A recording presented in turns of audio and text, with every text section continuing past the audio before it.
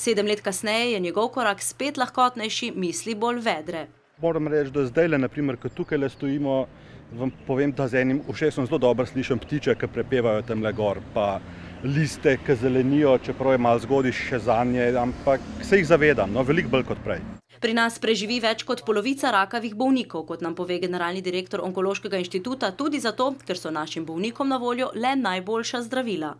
Kar se dostopnosti tiče, jaz mislim, da je odlična, še posebej, kar se tiče dostopnosti do teh najzahtevnejših in najdražjih zdravil. Tu so na razpolago ta zdravila v Sloveniji praktično takoj, ko se ugotovi njihova učinkovitost. Mednje sodi tudi zdravljenje z biološkimi zdravili. Kot pravi Rok, se zdravljenje s temi ne more primerjati s klasično kemoterapijo. Neka biološka tarčna zdravila, ker so rekli, da kaže, da bo učinek tako boljši in da bi bilo za probati, če se strinjam. Jaz sem se seveda strinjal in dejansko se je učinek poznal potem bolj po drugi, tretji in četrti, kjer so bila ta biološka zdravila zraven. Da pa bi bilo obolelih za rakom čim manj, je poleg življenjskega sloga posameznika treba sprejeti nekatere ukrepe tudi na državni ravni, kot je pravilna cenovna politika pri živilih, ki ogrožajo zdravje, pa tudi.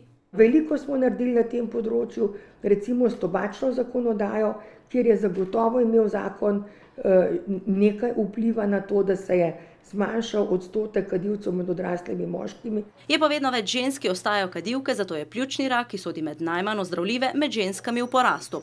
Rok je limfom že premagal, po tej izkušnji zdaj polno živi naprej.